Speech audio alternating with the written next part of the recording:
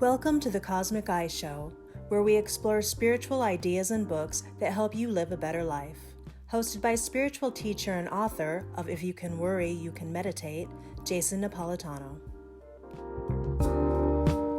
Welcome to the Cosmic Eye Show. It's Sunday. I am your host, Jason Napolitano, and I have Chris Sheridan on the line as well. How you doing, Chris? Doing great.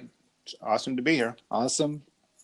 Thank you for being here. I'm excited about this show today. And we are here every Sunday with a new episode. We look into spiritual books and spiritual ideas. We are both teachers in this area. Chris has a book called The Spirit in the Sky, which is available on Amazon, so check that out. I have a book called If You Can Worry, You Can Meditate. That's available on Amazon as well, or on my website, cosmiceye.org. And this book is available on his website as well, which is chrissheridan.com. Today, I'm pretty excited. Mr. Manly Hall's The Secret Teachings of All Ages, otherwise known as Being an Interpretation of the Secret Teachings Concealed Within the Mysteries of the Ages, The Secret Teachings of All Ages, or an encyclopedic outline of Masonic, Hermetic, Kabbalistic, and Rosicrucian symbolical philosophy. The end. God bless him. I've read shorter books. Thanks for joining us. We're looking forward to jumping into this. We're doing what I think will be most likely a three-part series, at least to start. We'd like to go through and do many more chapters of this book because it's such a worthwhile book to study. And if you're a Manly Hall fan or an occult fan into esoteric things of any type, he really covers everything in this book, and it's just a fantastic starting point for discussions, and it opens up so many different great ideas. So we're going to start actually with part one. Now, part one will you a little bit because there is a part one, Roman numeral part one, which is actually the introduction we are not doing. The introduction is an overview of philosophy spanning how many years? 3,000 years or something? 3,000 or as long as far back as we have record. Right, in about 30 or 40 pages. And it's an excellent overview of Western philosophy up to modern times, and I highly recommend it, and you do as well, do you not? I do, and it's a really concise overview because there's hundreds of philosophers in a really short amount of time, and it's mainly just a one-liner. Well, so-and-so believed that fire was the primary element. Someone else believed it was wind, and going all through even more modern, contemporary, at least in the early part of the 20th century, philosophers. Yeah, but I think the point is to get this survey of what's been out there in the Western philosophic tradition. And I think what he's laying out is a groundwork for the rest of the book, and maybe making a distinction. I think maybe actually making a distinction between, what is philosophy with a capital P and what is so-and-so's philosophy? Well, that's something Kierkegaard or Nietzsche or, that's what Descartes would say. Sure. Cartesian, we can put a label on things, whereas even though there were people who believed certain things in the ancient Greeks and the area around there, that the philosophy it's an entryway of looking at ourselves and the world that we inhabit. Really kind of free of a particular brand. You could say the same thing about religion. It's, a universal, connection with a supreme deity, or even science and inquiry into the physical world. But you start breaking it down and labeling it, is kind of when you get these problems. So I think he's laying out a case for maybe the playing field from which we're going to look at symbolic philosophy. That's a great way to put it, and I think also it's a nice section to read to sort of contextualize historically kind of where things are on a timeline. But it's not really anything that specifically we necessarily need to drill down into. It's a pretty good overview, and I think that he does a great job at explaining the things. And so there's really not that. I mean, there's a lot to go into, but I am not an expert on ancient philosophy or modern philosophy, so I won't really add much. He is an expert, so we let him do the talking. But what we both are pretty good in is the esoteric stuff, and so that's what we're going to tackle first. Was actually section 2. It's Roman numeral 2. It goes, there's 3 parts of it. We're going to look at part 1 of Roman numeral 2 section, called the Ancient Mysteries and Secret Societies which have influenced modern Masonic symbolism. So we will get into a little of the modern symbolism and the influences that the ancients as we go along, but mostly we're just going to kind of break this thing down and look at what's in here and get into some of the fun stuff that's in and then kind of set up what the mysteries were, what secret societies were and are. We're going to look at a little bit of an intro to the Druids. We're going to look at the literal versus symbolic, and then we're going to go into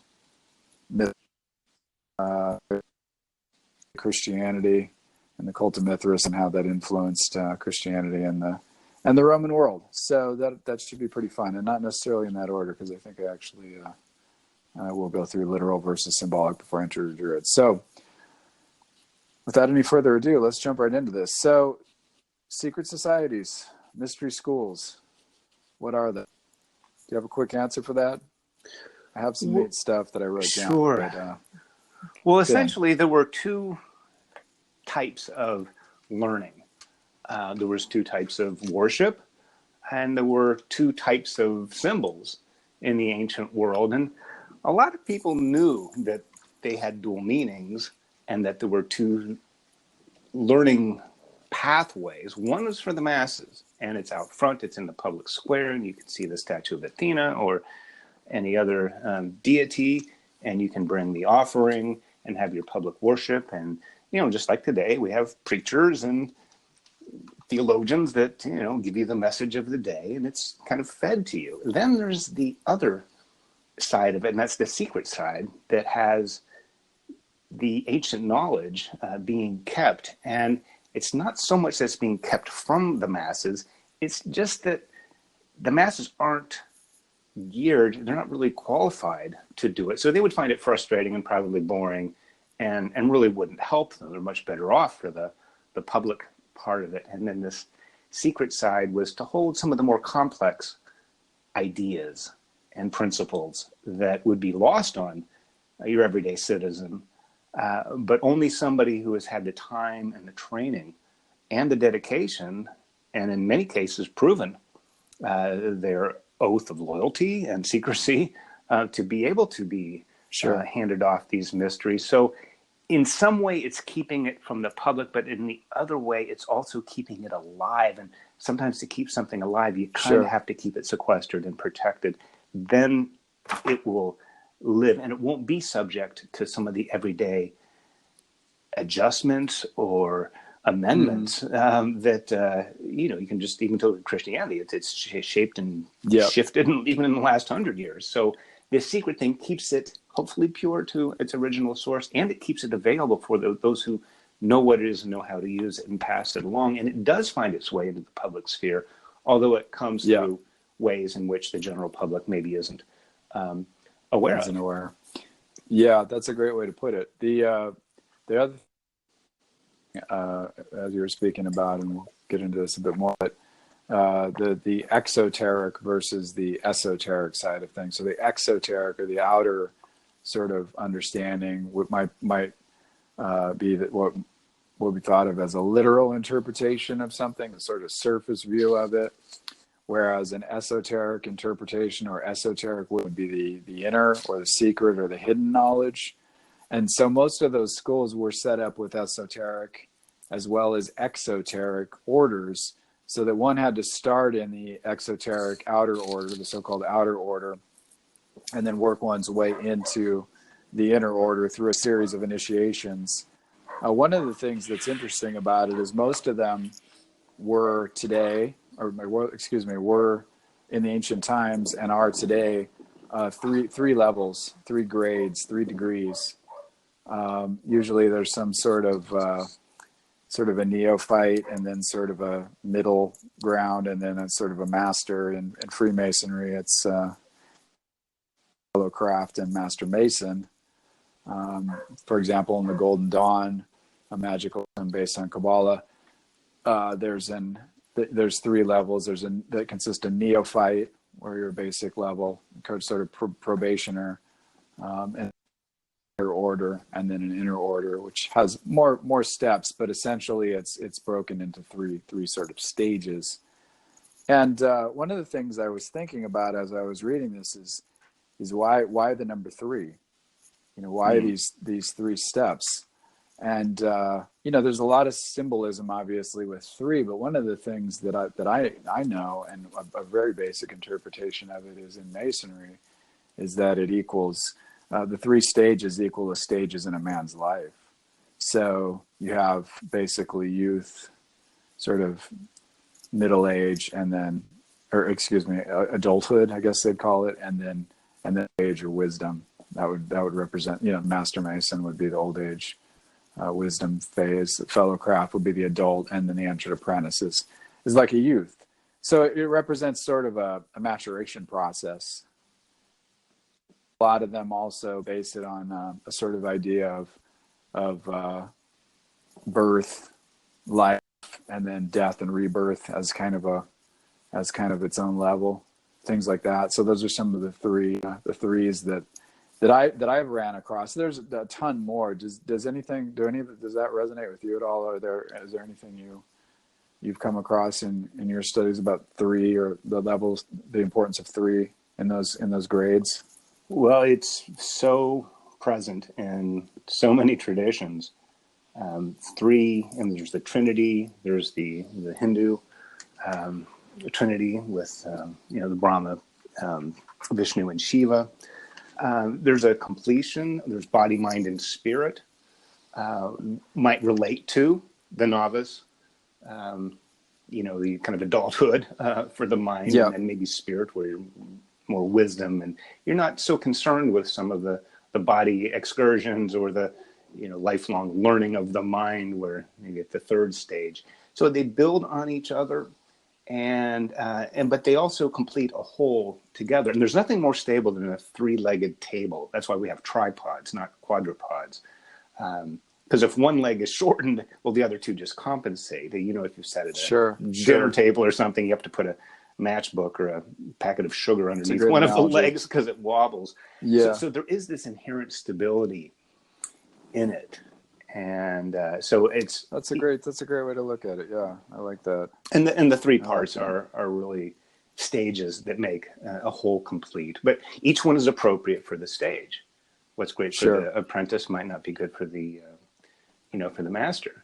It's all good for everybody, but this is when you have this is when you have that, and at this stage you speaking of that, exactly. And speaking of that, we've talked about that quite a bit today, especially with the internet and with the availability of books on places like sacredtext.org and so forth, and how pretty much you can find any of the quote unquote secrets out there today that any of these mystery schools, except the ancient ones, because a lot of those were not written down and there is no record of them, because those initiates actually had the integrity not to tell the secrets.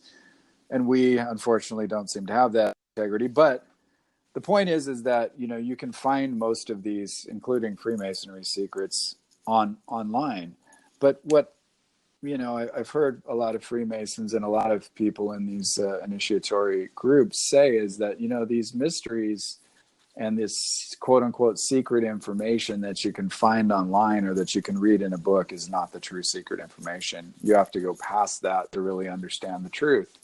And so that's the beauty of these groups, is that, yes, there's quote unquote secrets to them. But I mean, the real secret is how you take that information, apply it to your own life, and learn that wisdom and those lessons from the information that you get. And then you discover on your own what those secrets are. That's the true nature of secret information. And then oftentimes people will talk about inner spirit guides, or they talk about teachers on the inner plane that, once you've reached a certain level of meditation or of discipline and so on, that, certain teachers might reach out psychically to you. I can neither confirm nor deny this.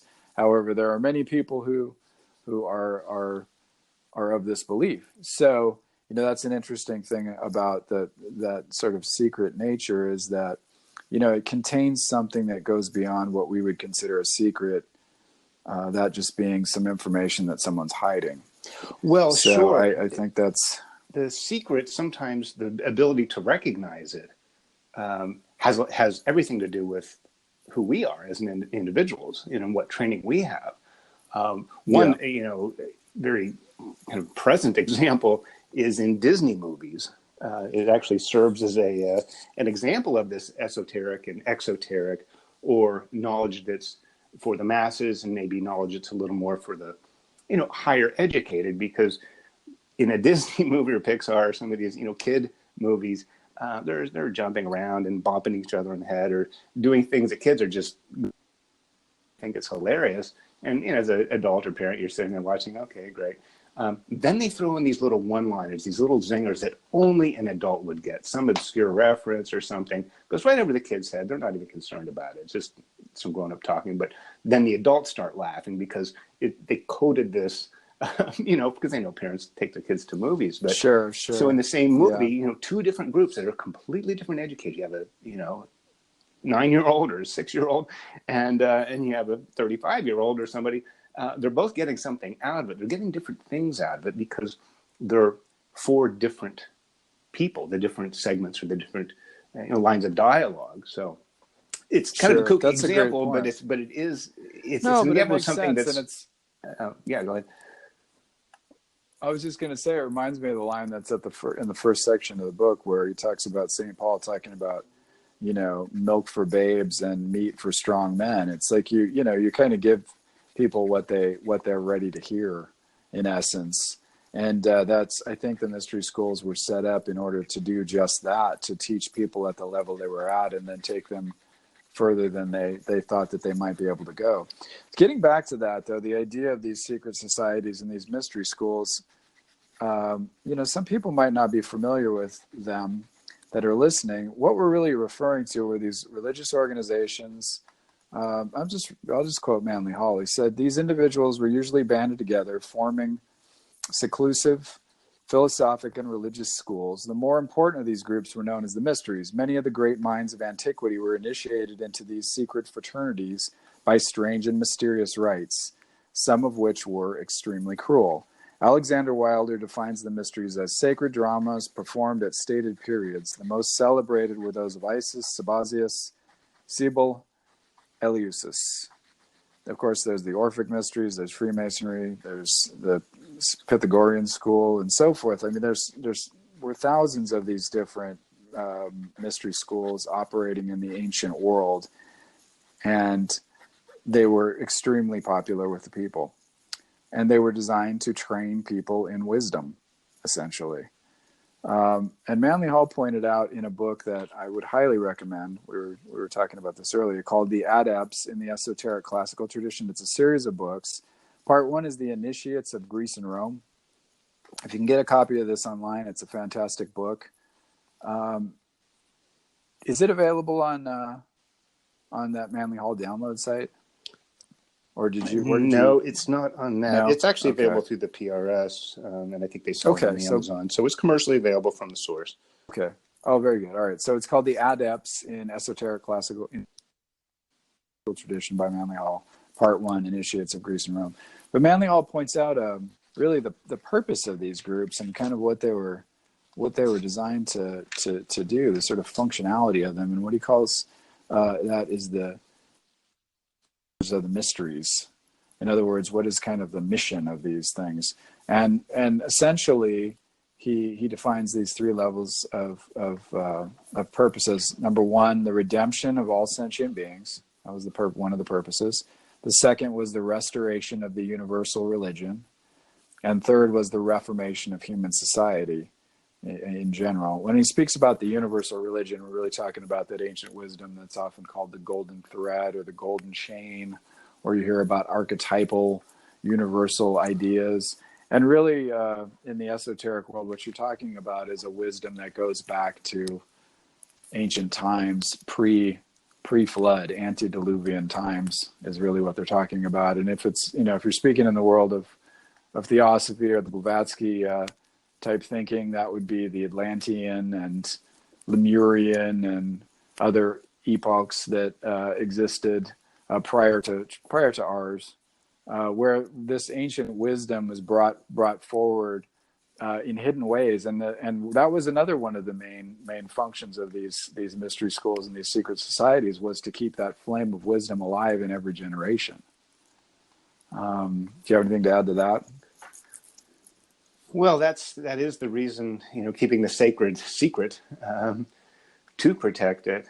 And Yeah, it's again, the benefit for the public or for the uninitiated still can come through, because this reason for having these mystery schools, the reason for keeping this sacred knowledge and also perpetuating it. They were keeping it alive generation to generation to generation, because it's important, and it does get put into use by the people who have it and have it to use, that would somehow disseminate and get distilled out into the public realm. If it were senators in Rome that had the training, they were in a position to pass laws, and the idea was that people that had a little more power to influence, that had to be tempered with wisdom. Otherwise, it just is. If it's unbridled, you'll just turn into like a Caesar or something that's mad with Sure. power. But it also informs the decisions, because they are. They're not just. It's not just knowledge. It's the great ethics of society, the ideals of humanity that are contained in these mysteries as well. And as long as they're not misused, and as long as they are used properly, they can benefit generation after generation in any time. The people. Yeah, that's a great point. And I think one of the things that Manly Hall quotes from is Robert McCoy's book. He was a 33rd degree Mason. He has a book called General History of Freemasonry, which is an excellent resource. And he talks about these secret societies and mystery schools. And he wrote that it appears that all the perfection of civilization and all the advancement made in philosophy, science, and art among the ancients are due to these institutions, which under the veil of mystery sought to illustrate the sublimest truths of religion, morality, and virtue, and impress them on the hearts of their disciples. Their chief object was to teach the doctrine of one God, the resurrection of man to eternal life, the dignity of the human soul, and to lead the people to see the shadow of deity in the beauty, magnificence, and splendor of the universe. Well written, Mr. McCoy. Wow. But that's a really eloquent way of kind of describing what these schools did and still do today. I mean, many of them are still alive in these other institutions. I mean, Freemasonry has quite a bit of the ancient mysteries in it. We'll touch on a couple of those things a little bit down the line. But much of the ritual is based on the Greek mystery traditions and the Roman mystery traditions, Greek and Roman philosophy and symbolism. So, Freemasonry has it. There are many magical groups today that have a fraternal structure that are based on Freemasonry, such as, like I mentioned earlier, the Golden Dawn, the OTO, Paul Foster Case's BOTA, which still exists in Los Angeles. So these are some of the modern versions. They're certainly not as rough and challenging as the ancient schools were. No one is being put in a boat and without a sail on it and expected to live through an ordeal or thrown down into a pit with a tiger or some other such trials. But they have their own symbolic initiatory rites that they do, and I think these are valuable things that are still that still exist today and can teach one more about these schools. So, moving along, we're going to talk a little bit about the Druids. There's a section on the Druids. We were going to skip this, but I just wanted to cover it really briefly because the Druids are interesting and important, and who doesn't know Stonehenge? from either seeing it in a picture or from Spinal Tap. So, what was that? What's that line when they bring it down? I can't. Do you have any good Stonehenge lines from that movie that you remember off the top of your head? Because they're escaping me at the moment, but I just remember. Yeah, just that they had the proportions wrong, and it was 18 inches instead of 18 feet tall, and it was at risk of 18 being feet. That's right. Trampled on by dwarves.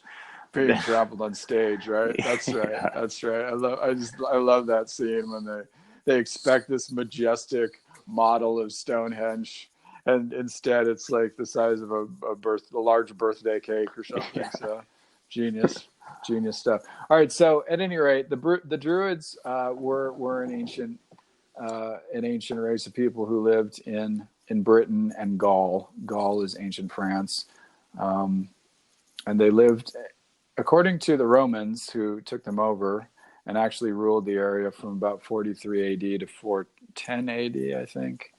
The British were there earlier, but they had trouble beating back the Celts and so forth, which you can see in that's Braveheart, is it not? I believe so.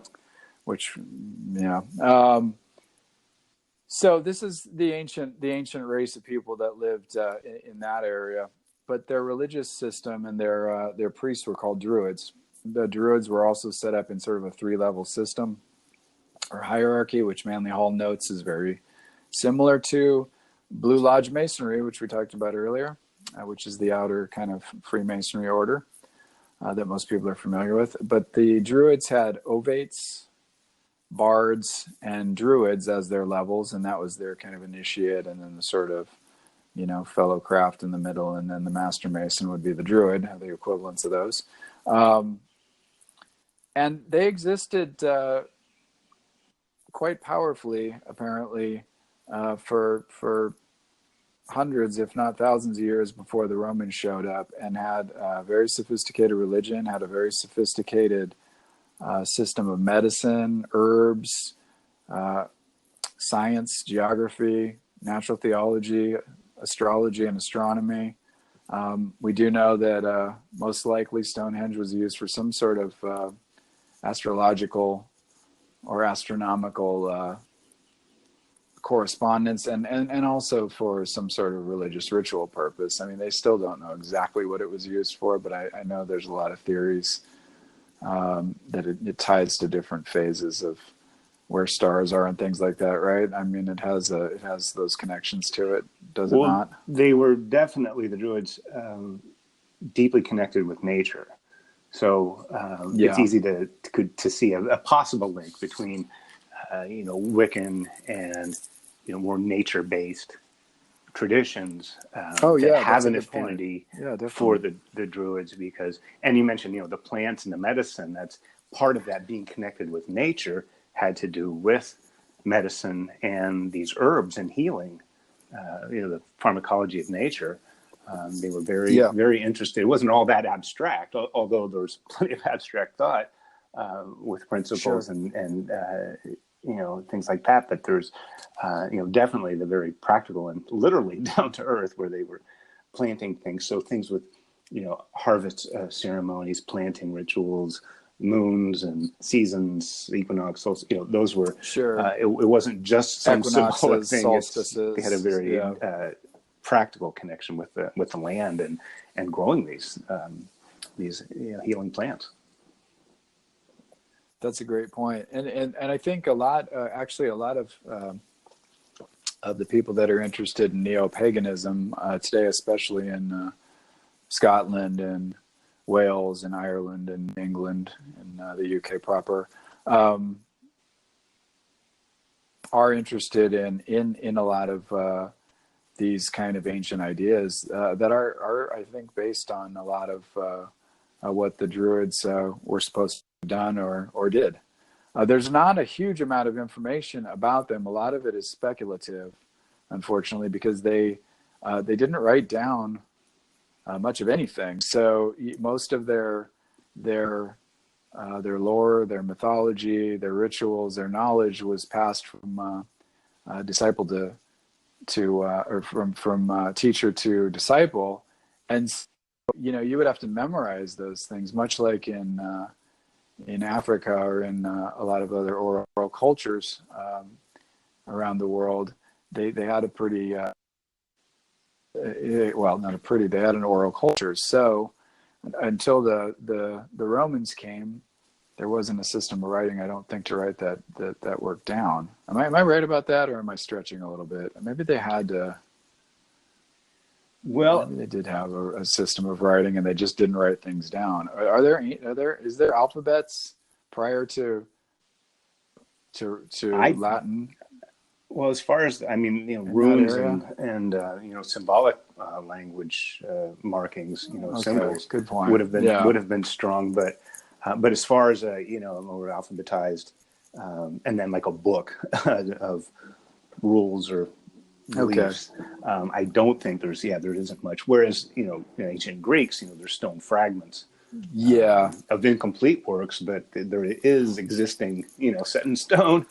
Maybe they were written on something that was less durable if they were written down. But I think maybe there's something about, if you do write something down, then somebody can take it or steal it, or it can fall into the hands of somebody who wouldn't know, first of all, what to do with it, but certainly wouldn't know how to work it and could endanger themselves and others. Yeah, exactly. That's a good point. And that was something that ran through all of these secret societies and mystery schools, was that idea of the knowledge being powerful and sort of keeping it from the profane. It's like not throwing your pearls before swine, like Jesus said. I mean, I think that there's a power to the respect of the knowledge that I think today we don't really grasp, because information is so cheaply, easily, and 24/7 available, for most of the time for free, actually, not even cheaply, but freely. So so that's not where it's hidden now. Now the secret is in what this stuff is and how to use it. What does it mean? Yeah, exactly. Ancient times, people understood symbolism a lot more because it was very near to them. Because of written language and, this is history and these are the facts and everything, we lose the symbol.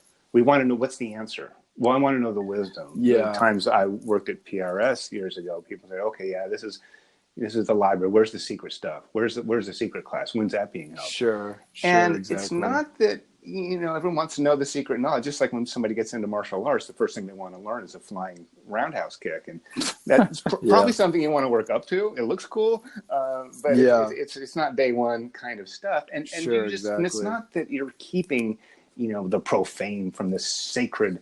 That it's some judgment call. It's, you wouldn't let somebody untrained in the cockpit of an airliner.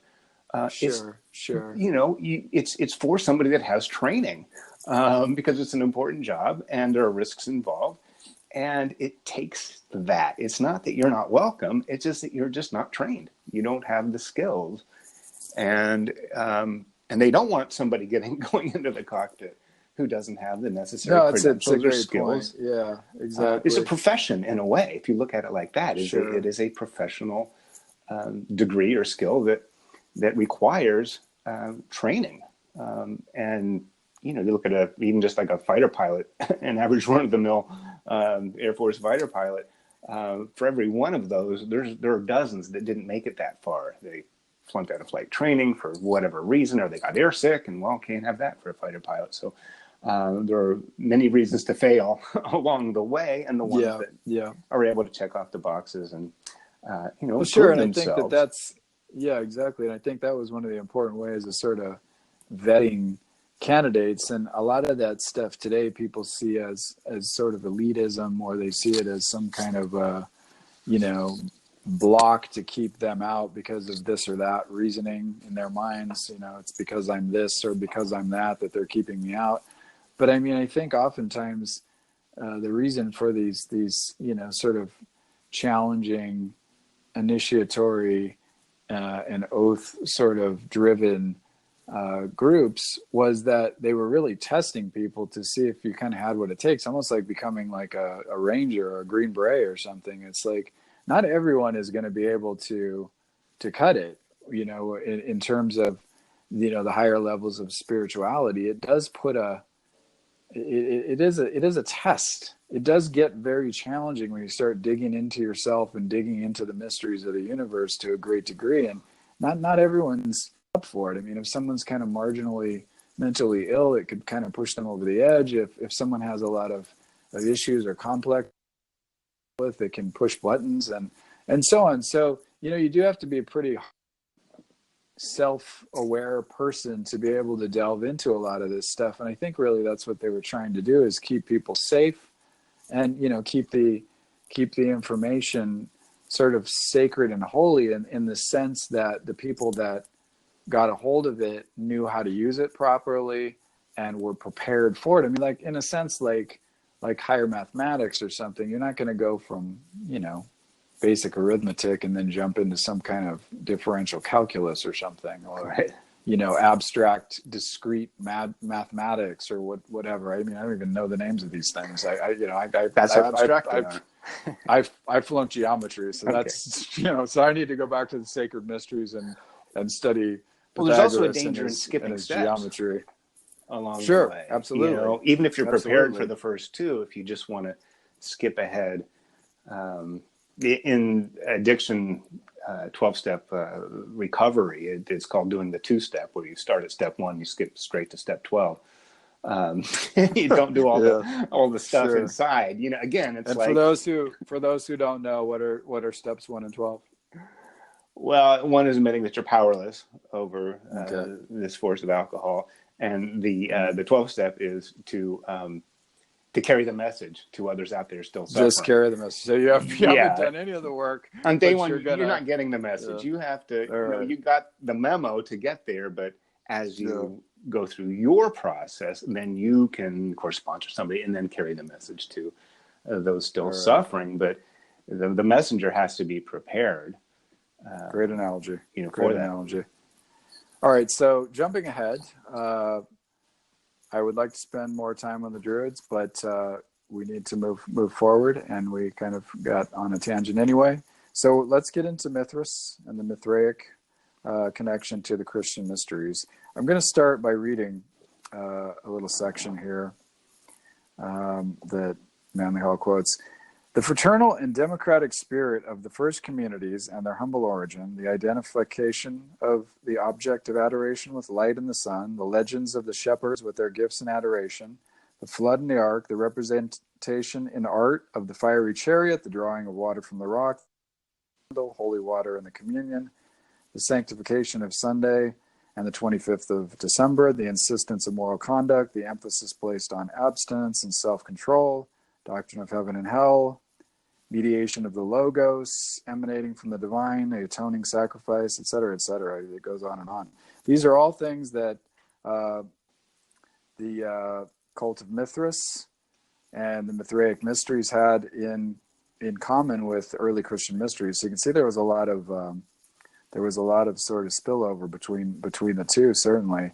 And I at one time I do believe that there were more people practicing Mithraism that were initiated in the cult of Mithras than there were Christians in its early days. In fact, I think it probably had a greater chance of becoming a popular religion if it were not for the zeal of the early Christians and their martyrdom and so forth, and then later the adoption of Constantine's Christianity and so forth. It probably would have been the dominant religion of the region. Many of the Romans, especially the soldiers, and a lot of the hierarchy of the upper were initiated into this mystery. So it was quite prevalent in the Roman world in the days of early Christianity, and that being after Jesus' death into 300 AD. Up until the time of Constantine. So Manly Hall points out that the Mithraic initiation was also a three degree type initiation, which is interesting. Again, linking it to Freemasonry. So in the first degree, a candidate was given a crown, upon the point of a sword, instructed in the mysteries of Mithras' hidden power. And on the second, he was given an armor. He was given armor, and that symbolized intelligence and purity. And he was sent into the darkness of subterranean pits to fight the beasts of lust, passion, and degeneracy. And in the third degree, he was given a cape upon which were drawn or woven the signs of the zodiac and other astronomical symbols. So again, all symbolic levels of learning and understanding. But this is an interesting point that he makes. Those who successfully passed the Mithraic initiations were called lions and were marked upon their foreheads with the Egyptian cross. Mithras himself is often pictured with the head of a lion and two pairs of wings. And then he talks about there's a grip of a lion's paw or a lion in the Master Mason's degree that probably originated from that cult of Mithras. And then also there's a ladder in Masonry. It's a seven-rung ladder that they use, that they also probably used in Mithraic initiation as well. So those are both interesting, and the interesting lion, connections.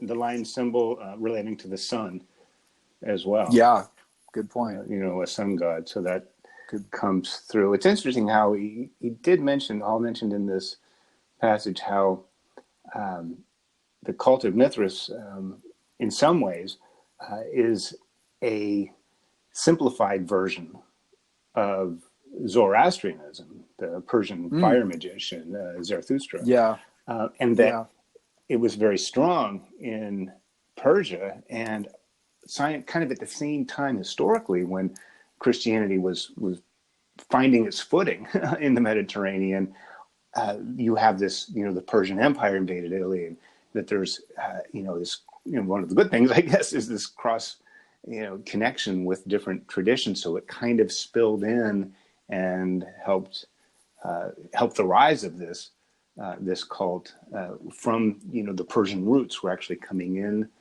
to it. And again, like, some of the Druid principles, and we see it again in the cult of the Mithraic cults, is this connection to December 25th and being crucified and rising after 3 days, relating to the this winter solstice and the stopping of the sun. So the sun and the lion, a lot of very connected things. But it's interesting that maybe some of that influence came in when Christianity was still a little open and finding its footing. So it worked its way in there. That's a great point. Yeah, no, definitely. And there's, it's interesting because throughout all of these different traditions, the solar deities are pretty prominent.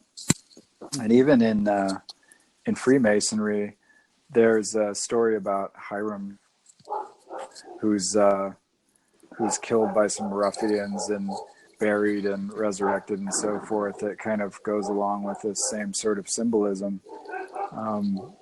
It's interesting that it plays such a large part in the symbolic nature of all these things we've been talking about. And we can't really do it justice in the short amount of time that we have here, but sure. But that's a very important part. So the thing that I found really great about this set, the way that he was able to kind of tie all these things together with these different ancient and modern groups, particularly Freemasonry. But like I said, many of the modern groups today do still try to emulate the lessons and the wisdom of these ancient Greek, Roman, Egyptian, Persian, et cetera, mystery religions and secret societies. And they do have a certain initiatory plan that usually includes 3 levels, and there's usually things that need to be learned and memorized, and there's secret information and so on. So one really does want to, try to experience a mystery group today. It is, Freemasonry is one good example. There are others if you look online and so on that still exist today. Like I said, BOTA is one, which is in Los Angeles. There's various Golden Dawn and groups, and Theosophy in some ways has some group work that they do. not as much as they used to. But, you know, you can look around and find modern mystery groups. Of course, you're not going to find the level of intensity that it had in the ancient world, because we live more complicated lives. And of course, liability does not allow us to do these excruciating, you know, initiatory rituals with people. It would be too dangerous and it would open people up to lawsuits and so on. But you can get this in a lot of ways, or you can create your own rituals and your own initiatory rites for yourself. A lot of people do that. I mean, there's Native American groups that get together and do that sort of thing. I mean, there's obviously all the Afro-Caribbean stuff, Santeria and Candomblé and so forth that have these initiatory type formats. And I think there's value in these groups, and I think there's things to learn. I mean, watch out for the bad ones and, you know, read up and so on. But there's definitely something to learn, and they certainly echo these ancient wisdoms that we've been speaking about today. So they're definitely worth checking out and getting involved with if you're so inclined. And we do live in the age of self-initiation. Could use a little more direction and guidance, and it's great that there are organizations to be part of. But one thing we may want to reiterate is what is the value, the importance, the reason for having these dramas or these symbolic plays, these rites, these rituals that play out. They're almost like stage plays where you're recreating an event or some sort of process. One simple one is, you know, you lie in a coffin and they close the lid and turn the lights off and come back in a couple hours and you haven't freaked out. Well, you've had some little teeny experience with death. It's not real death, but we're involving the body. It's a symbolic taste. And exactly. And this is where mysticism and these mystery schools become very much a process, a thing that you do. It's an act, that it's an action, like athletic ability, musical or any other kind of artistic skill. Those are developed by doing it. Yes, you have masters who teach you, and yes, you can learn on your own and learn online and things, but you really get better by doing it yourself. And otherwise people could just talk about a drama or talk about something, but when they put a blindfold on you and you're spun around or whatever these take people out in the woods for 3 days and, actually very much, strong physical survival, but you've had an experience. You feel like, like a roller coaster is an experience. It's a little passive, but wow, it's dynamic because your body went through that. You could talk about it, but it's not the same. So you make a great point. The visceral aspect to it is something that is often missing, especially in our screen obsessed lives today.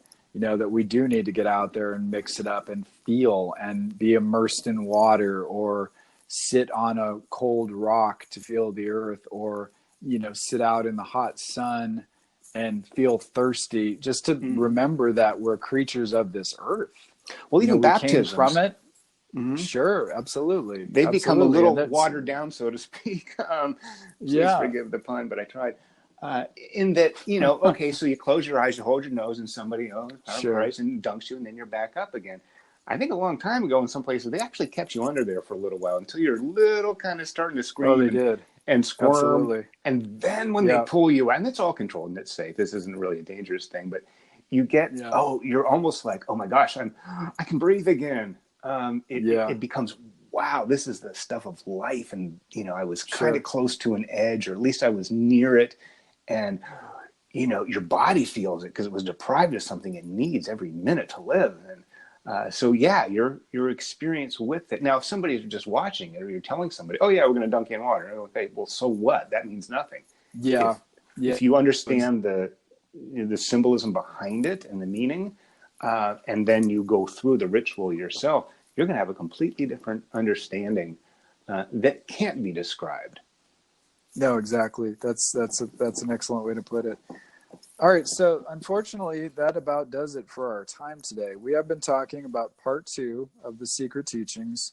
which is the section Roman numeral 2, the ancient mysteries and secret societies which have influenced modern Masonic symbolism, and that's part 1 section of Roman numeral 2 section. Next week we're going to do part 2, and that covers. Actually, I'm sorry. Yeah, part 2, but it's going to read Roman numeral section 3. So it's a little bit confusing the way the book is laid out. That's in the reader's edition. It might be a little different in the big book. I think it actually sticks to the correct numbering. But at either way, it is the ancient mysteries and secret societies, the 3-part section that we're looking at. So next week we'll be looking at 2, which is Christian and pagan Gnosticism, early days of that, and Greco-Egyptian mystery systems, Serapis, and Odinic mysteries, and other great stuff. So do join us for that. This was our 9th podcast, so we're excited to be here, and we're excited that you're listening and supporting us here at Cosmic Eye. So please do tune in next week for our next episode. And I am your host, Jason Napolitano, author of If You Can Worry, You Can Meditate. And we have also here Chris Sheridan, and he is the author of The Spirit in the Sky. Both of our books are available online on Amazon or at chrissheridan.com or cosmiceye.org in my case. So please join us again next week. And thank you, and God bless. Thank you for listening, and please join us next Sunday for a new episode of Cosmic Eye. You can purchase If You Can Worry, You Can Meditate at amazon.com or through our website, cosmiceye.org.